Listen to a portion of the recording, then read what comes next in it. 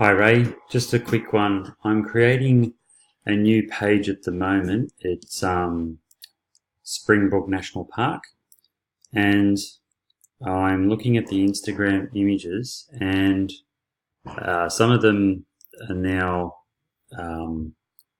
blurry, not enough pixels. So if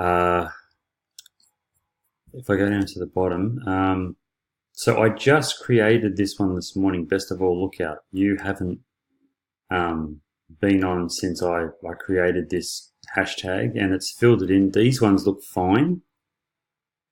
And this one, when did I create this one? Twin Falls Circuit. I think I created it yesterday. So these ones, they're pretty much all blurry. Yeah, they're pretty much all blurry. And if I come up, Purlingbrook Falls I would have created yesterday afternoon, all blurry. If I click on this image here, that image looks fine. So I'd say that's the original image downloaded, and these thumbnails are too small.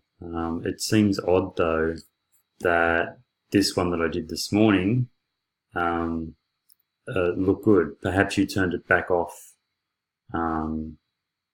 last night. But anyway, I just thought I'd let you know, and I'll leave it with you. Okay, thanks Ray. Cheers.